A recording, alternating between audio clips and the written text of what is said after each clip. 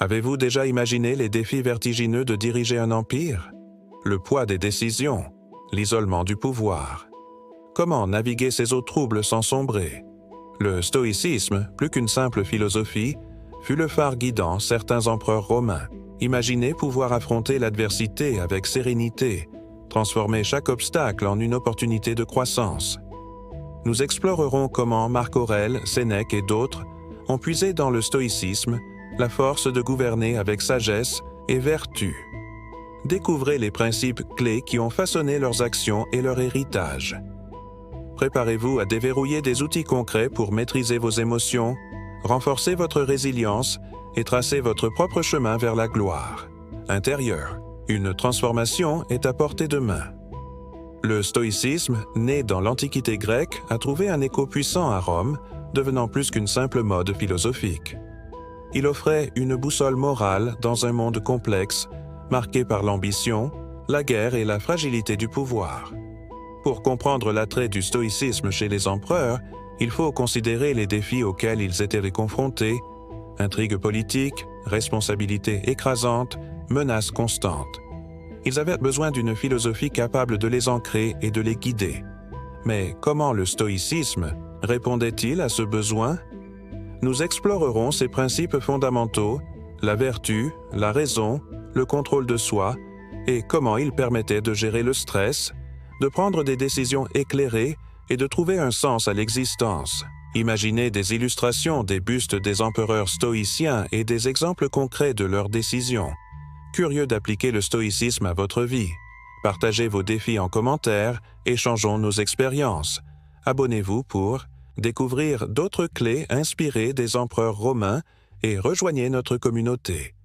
Votre questionnement nourrit notre réflexion et votre participation est essentielle pour avancer ensemble sur le chemin stoïcien. Comment les empereurs stoïciens ont-ils concrètement appliqué ces principes innovatifs? Prenons l'exemple de Marc Aurèle face à la guerre. Au lieu de céder à la panique, il acceptait ce qu'il ne pouvait contrôler, l'existence du conflit, et se concentrait sur ce qu'il pouvait, sa propre vertu, sa stratégie militaire. Imaginez Sénèque confronté à la trahison de Néron. Il choisit la dignité et l'acceptation plutôt que la vengeance. Ce contrôle des émotions était une force immense. Ainsi, pour appliquer le stoïcisme, commencez par identifier ce qui dépend de vous et ce qui n'en dépend pas. Entraînez-vous à accepter l'inévitable et à agir avec vertu, même dans l'adversité. Visualisez des scènes de ces empereurs en action. Dans un monde submergé par l'incertitude, la pression constante et la quête effrénée de validation externe, le stoïcisme offre un antidote puissant. L'anxiété, le stress et le sentiment de perte de contrôle sont devenus des maux contemporains majeurs. Comprendre comment les empereurs romains ont trouvé la sérénité et la force intérieure face à des défis immenses est crucial aujourd'hui. Le stoïcisme n'est pas une relique du passé, mais un guide pertinent pour naviguer dans la complexité moderne. Le problème central? Un manque d'outils concrets pour gérer nos émotions et trouver un sens profond à notre existence. Le stoïcisme propose une solution éprouvée, accessible et applicable immédiatement. Pour maîtriser le stoïcisme, comprenons ses piliers. Premièrement, la dichotomie du contrôle. Distinguez ce que vous pouvez influencer, vos pensées, vos actions, de ce qui vous échappe, l'opinion des autres, le passé. Imaginez un diagramme illustrant cette distinction. Deuxièmement, la virtù, vivre selon la raison, la justice, le courage et la tempérance. Comment ces vertus guidaient-elles les décisions des empereurs romains? Troisièmement, la mort fatae. Aimer son destin, accepter ce qui arrive.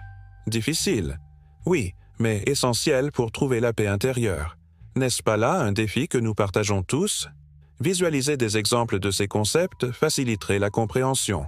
Comment? Appliquer concrètement la dichotomie du contrôle. Face à un embouteillage, au lieu de vous énerver, ce que vous ne contrôlez pas, concentrez-vous sur ce que vous pouvez faire.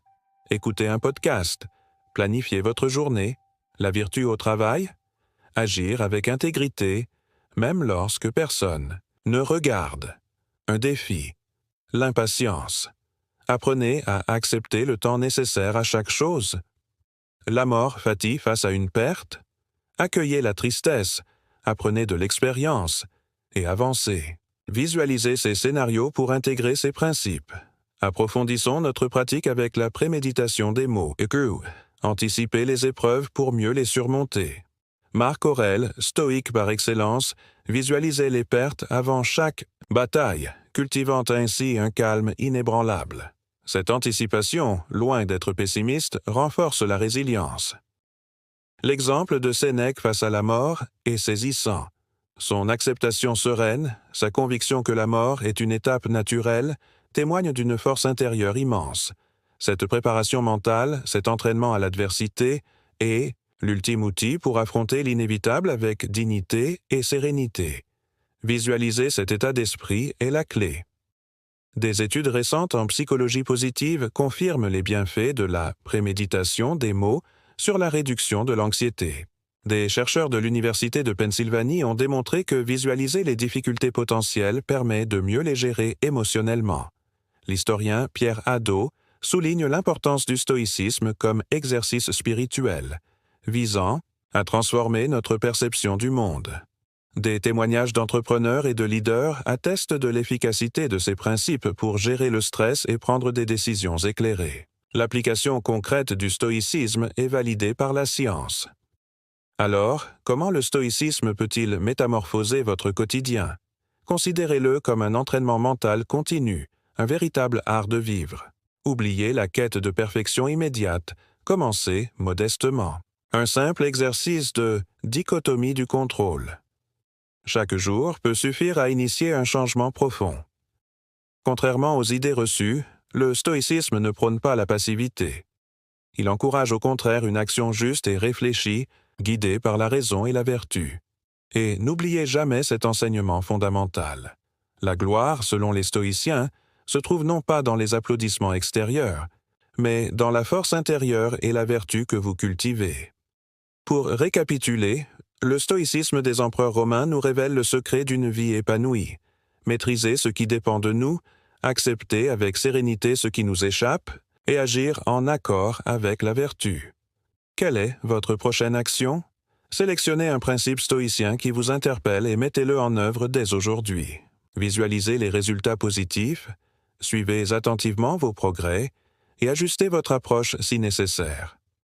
À la clé, une réduction significative du stress, une sérénité accrue face aux défis et une existence enrichie d'un sens profond.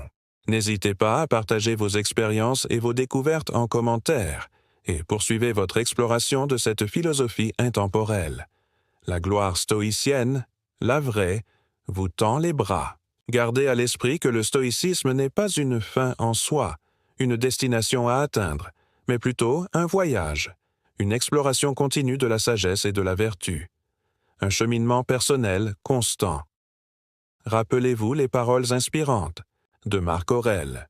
Tu as le pouvoir sur ton esprit et non sur les événements extérieurs. Prends conscience de cette vérité fondamentale et tu découvriras une force insoupçonnée.